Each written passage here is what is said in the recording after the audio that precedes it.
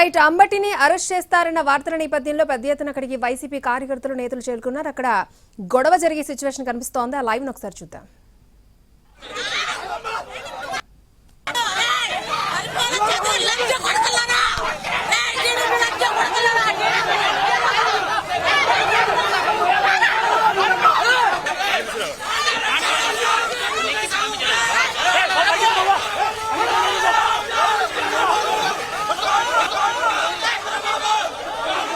అక్కడ ఫోర్జీ తీసుకురా కొంచెం అనుకోకుండా అక్కడ బండి మీద ఉందన్న ఫోర్జీ నారాజమ్మ దగ్గర బండి మీద పెట్టింది నాకు కాదు గొడవ జరుగుతుంది బాగా ఇక్కడే రోడ్డు మీద వాళ్ళని కొట్టడానికి వెళ్తున్నారు.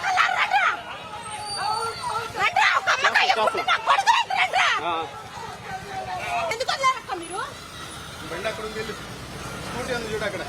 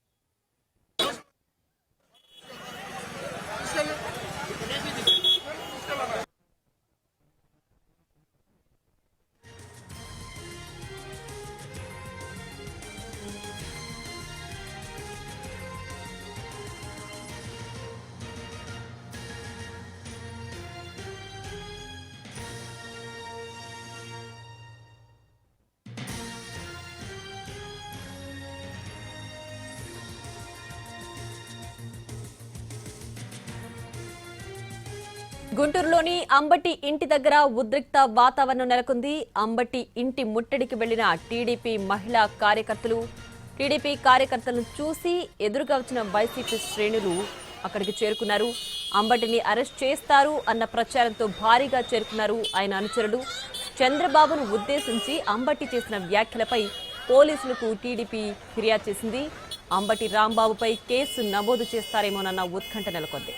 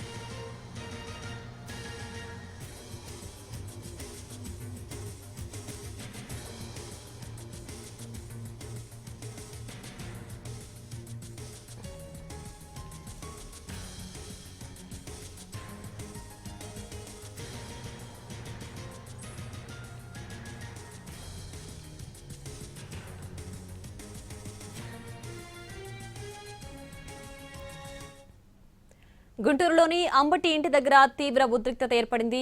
చంద్రబాబును ఉద్దేశించి అంబటి చేసిన వ్యాఖ్యలపై టీడీపీ శ్రేణులు భగ్గుమన్నాయి. ఆయన ఇంటి ముట్టడికి ప్రయత్నించారు టీడీపీ మహిళా కార్యకర్తలు. దీంతో అక్కడే ఉన్న వైసీపీ శ్రేణులు టీడీపీ కార్యకర్తలకు ఎదురెదురుగా రావడంతో తీవ్ర ఉద్రిక్తత నెలకొంది. దీనికి సంబంధించి పూర్తి డీటెయిల్స్ మా ప్రతినిధి వినయ్ లైవ్ లో అందించడానికి సిద్ధంగా ఉన్నారు. వినయ్, ప్రస్తుతం అంబటి ఇంటి వద్ద పరిస్థితి ఏ విధంగా ఉంది?